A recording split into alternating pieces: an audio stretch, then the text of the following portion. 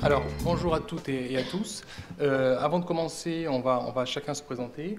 On arrive en fin de cours sur le bloc 3, qui regroupe un peu les deux autres blocs au niveau du schéma, du petit magasin que vous avez vu tout à l'heure. Laetitia, vas-y. Je te laisse tout présenter. Bah oui. Je me présente quand même. Donc, moi, je suis Laetitia Papy, je suis enseignante d'éco-gestion vente. Je parle fort, je n'ai pas besoin de micro, je pense. Donc, moi, je suis au lycée Pré de Cordy à Sarlat-la-Canéda en Dordogne et on dépend de l'Académie de Bordeaux. Bonjour, Emmanuel Desplanches, je suis professeur d'économie-gestion dans l'Académie de Créteil. Je travaille au lycée Camille Claudel de Vitry-sur-Seine. Bonjour, je suis Emmanuelle Barbier, je suis enseignante en éco-gestion également.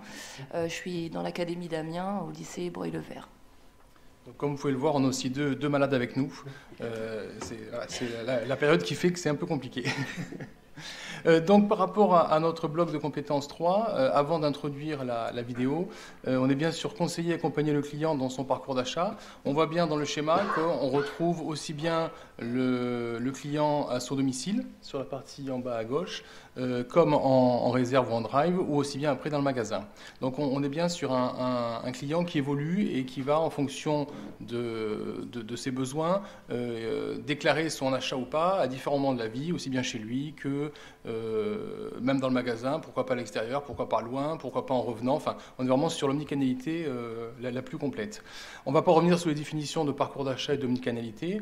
On va directement vous présenter une petite vidéo, comme l'ont fait les deux autres groupes, pour que vous puissiez voir un petit peu vers quelle direction on va s'orienter dans ce bloc de compétences 3.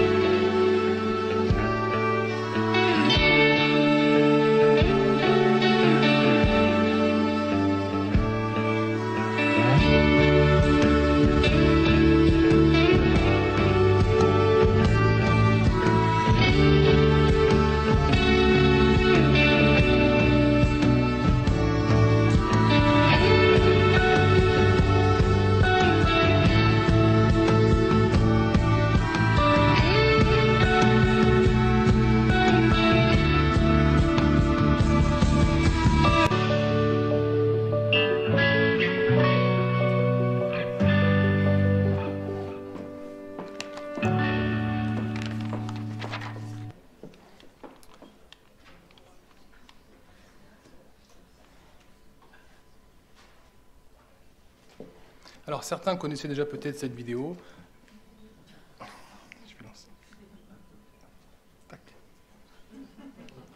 Donc certains connaissaient déjà peut-être cette vidéo. On a voulu vraiment vous la remontrer, pour ceux qui ne la connaissaient pas, mais tant mieux, pour aussi vous montrer voilà, toutes les directions que ce blog peut amener, entre autres au niveau du parcours du client. On va attaquer sur la première compétence, préparer son environnement de travail. C'est vraiment une étape en amont de la prise de poste. On a vraiment identifié cette compétence avant la prise de poste en magasin pour faire en sorte que l'apprenant puisse vraiment se préparer au maximum, qu'il soit dans des bonnes conditions, dans des bonnes dispositions pour prendre son poste et faire en sorte derrière que tout soit opérationnel. Ça va de faire en sorte que la caisse soit opérationnelle, qu'il puisse vérifier que tous les éléments de la caisse fonctionnent bien. Ça va dans les outils de la vente aussi, qu'ils fonctionnent.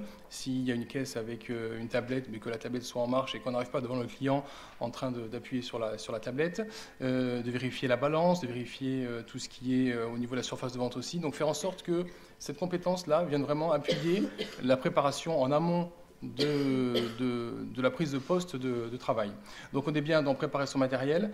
On a voulu aussi identifier la préparation de la tenue professionnelle adaptée au contexte et l'image de l'unité commerciale pour faire en sorte que l'apprenant prenne conscience de l'enjeu de porter une tenue professionnelle, de valider aussi peut-être derrière l'utilisation d'EPI, s'il doit mettre des chaussures de sécurité.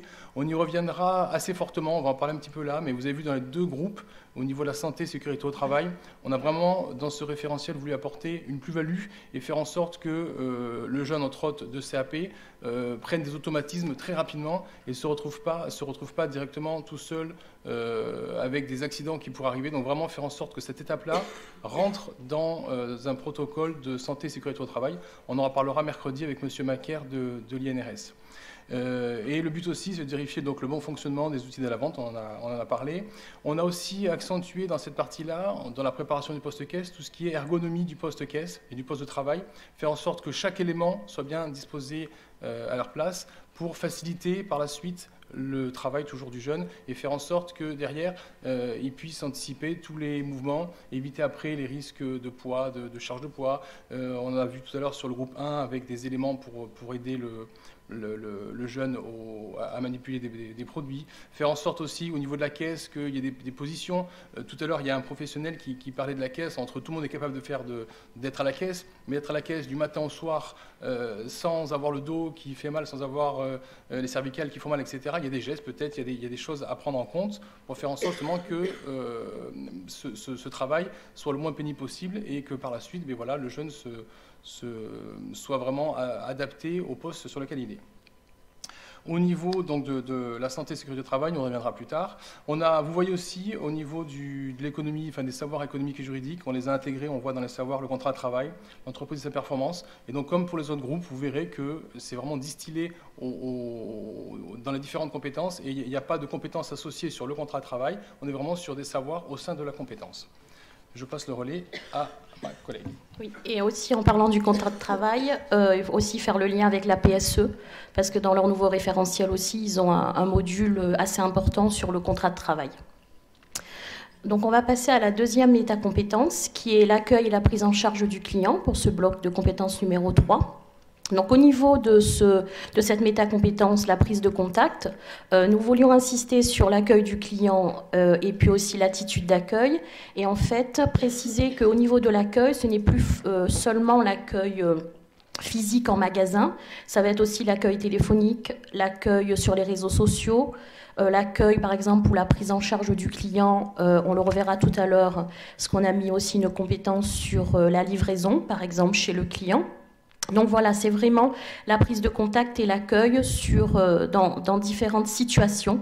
Et ces situations sont variées. Donc c'est vrai qu'il faut accompagner l'élève soit en établissement avec des situations simulées, mais aussi avec des situations réelles sur les lieux de PFMP. Alors c'est vrai par rapport à ce qu'on a dit tout à l'heure, moi étant aussi à Sarlat-la-Canéda en Dordogne, dans beaucoup d'entreprises, il n'y a pas forcément la digitalisation. Mais voilà, il y a quand même des choses qui existent. Et puis après, en établissement aussi, montrer aussi à partir de vidéos ce qui peut exister, donner à voir à l'apprenant ce qui peut exister.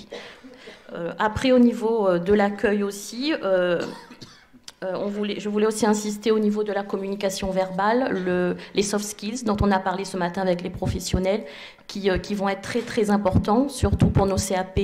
Voilà, surtout pour nos CAP. Et aussi travailler en co-intervention avec le collègue de lettres histoire sur tout ce qui est aussi communication écrite. Parce que c'est vrai, bon, on est au niveau 5, je vous l'accorde, c'est pas nos élèves ou le futur détenteur du CAP, en tout cas au début, quand il va entrer sur le marché du travail, qui va forcément réaliser les emails ou les SMS, sachant plus quand ils sont en commerce intégré ou en franchise, ça vient du groupe, mais il faut que l'élève quand même soit capable de faire des courriers, des emails, des SMS, courriers et emails aussi pour sa vie personnelle et sa vie professionnelle plus tard.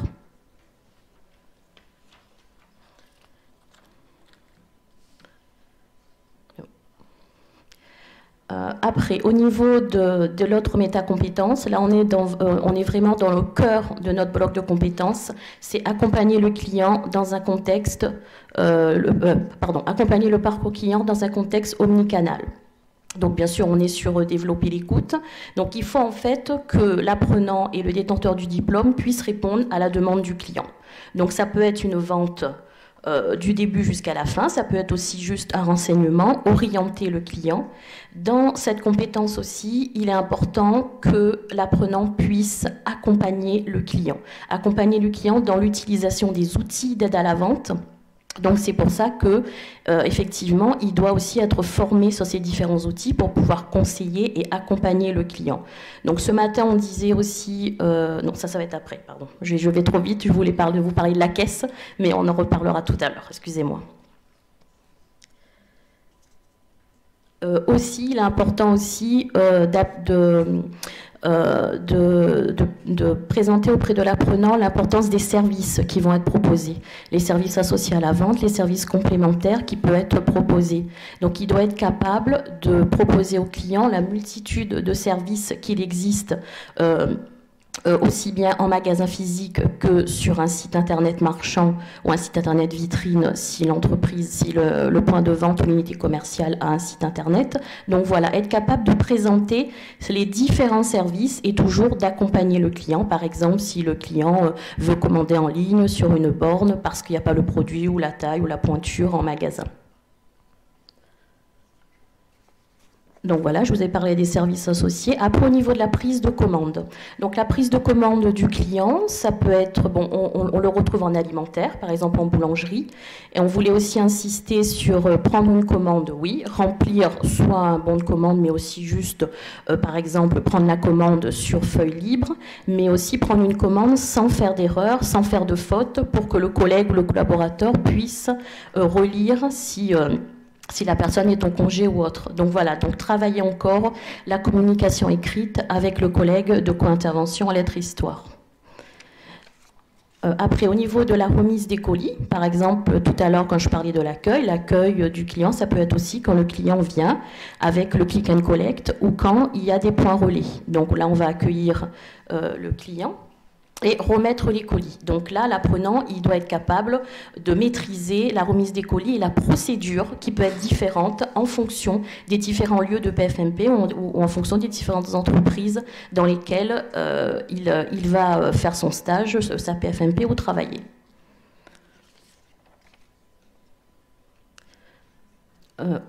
Au niveau des savoirs aussi, il nous semble important d'insister sur les nouveaux modes de consommation. Les nouveaux modes de consommation, parce que voilà, on en a parlé aussi ce matin, ça a impacté le secteur dans lequel nous évoluons. Donc voilà, faire participer par exemple les apprenants à différents projets pour pouvoir faire émerger les nouveaux modes de consommation et aussi sous forme d'exposés, de comptes rendus écrits, oraux, travailler sur des murs collaboratifs en ligne par exemple, réaliser aussi de la signalétique pour faire le rapport avec le bloc 2, par exemple à l'aide de Canva, de différents logiciels qui peut exister. Donc voilà, aussi développer les compétences numériques de l'élève. Il y avait la livraison avant. On a passé la livraison. Oui. Donc au niveau de la livraison, Donc, il y a certaines enseignes qui font de la livraison chez le client. Donc, on a trouvé important de mettre cette compétence. Donc, des enseignes, par exemple, de grande distribution ou de commerce de proximité, mais aussi des enseignes comme, par exemple, d'électroménager. Donc, il peut arriver que l'apprenant aille chez le client pour livrer la marchandise, pour livrer le produit. Donc là, il est important que l'apprenant puisse maîtriser la relation client et l'accueil chez le client. Alors, vous allez me dire, c'est pas dans toutes les entreprises où il va faire de la livraison. Donc, c'est vrai qu'en établissement, voilà, on va devoir montrer à l'élève quelle procédure ou comment prendre en charge le client lorsque l'on va chez lui, au niveau de l'accueil, etc.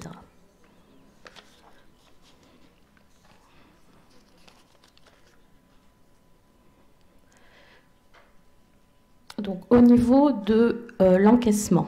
Donc voilà, l'apprenant est capable de procéder à l'encaissement. Donc même si il ne va pas forcément réaliser l'encaissement, comme on disait aussi ce matin, parce qu'il est mineur, mais il doit être capable d'accompagner le client, surtout si nous avons par exemple le paiement par smartphone ou les caisses automatiques. En fait, il va être là pour aider le client, pour l'accompagner. Voilà, dans les démarches, parce que c'est pas évident pour certaines personnes de faire de l'encaissement automatique, aussi bien pour les moyens de paiement ou s'il y a un souci. Donc à ce niveau-là, voilà, l'accompagnement pour l'encaissement est très important.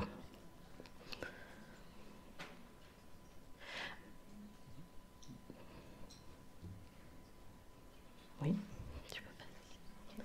Attends, il n'y a pas la fidélisation. Donc, au niveau de la fidélisation, donc on est au niveau 5. Donc là, l'apprenant, il va devoir être capable de proposer en fonction du lieu de PFMP, en fonction du lieu où il va travailler, de proposer les différents moyens de fidélisation, les différents supports qui sont, qui sont proposés à la clientèle. Donc, il ne va pas forcément, après ça dépend des entreprises et de l'autonomie et de ce qu'on va lui donner à faire, mais il ne va pas créer des bases de données, on entend bien, il ne va pas forcément mettre à jour, mais il pourra proposer, et après en fonction des lieux de PFMP ou des entreprises, peut-être aussi créer une carte de fidélité ou des programmes de fidélité ou autres. Et après, au niveau de la fidélité aussi, on peut voir au niveau des compétences juridiques et des savoirs juridiques, traiter aussi, quand on fait la fidélisation, de tout ce qui est protection des données du consommateur, RGPD, etc., qui est très, très, très important. D'accord, avec la CNIL, ça c'est très important. Donc ils doivent maîtriser aussi bien en tant que professionnels, mais aussi pour eux, dans leur vie personnelle, qu'on ne fait pas n'importe quoi. Et à travers la compétence commerciale, on va aussi travailler la compétence juridique sur la protection des données du consommateur.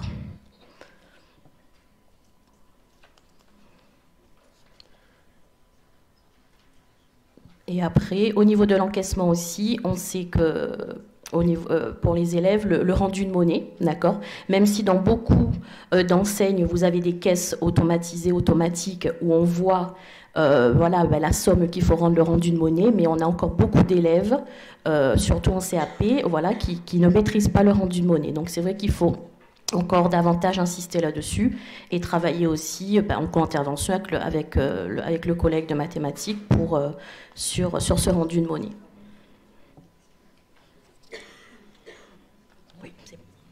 Alors, pour conclure notre bloc de compétences, notre dernière métacompétence, recevoir les réclamations courantes, on est vraiment sur un processus à part entière. On a accueilli le client, on l'a conseillé, on l'a accompagné, on a finalisé la vente, on fait finaliser le contact avec le client. Et donc, du coup, là, on est vraiment sur une compétence à part entière sur le traitement des réclamations. On est parti du principe qu'un jeune de CAP pouvait traiter des réclamations simples, c'est-à-dire une réclamation qu'il peut comprendre, qu'il peut analyser et à laquelle il sait répondre. S'il ne sait pas répondre à cette réclamation, il faudra juste qu'il puisse transmettre cette réclamation et la transmettre correctement. D'où là, à cet endroit, on aura aussi des compétences en co-intervention pour bien prendre un message, le comprendre, bien l'écrire et le transmettre de façon aussi correcte à son responsable pour que la réclamation puisse être traitée par la suite.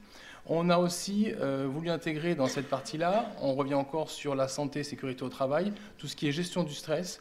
Les jeunes se retrouvent souvent, enfin les apprenants se retrouvent souvent en face à face avec les clients mécontents qui viennent pour dire voilà mon produit n'est pas conforme à ce que je voulais. Et donc là aussi il y a des techniques pour faire en sorte que ce soit pas, qu'ils prennent pas de face directement les assauts des clients, mais faire en sorte qu'ils soient accompagnés avec des différentes techniques. Et là aussi, je pense que c'est intéressant lors des formations, lors de la préparation en classe, qui est vraiment cet accompagnement dans la gestion des conflits. On en a fini pour notre bloc 3. On a respecté le temps. Donc, est-ce que vous avez des questions ?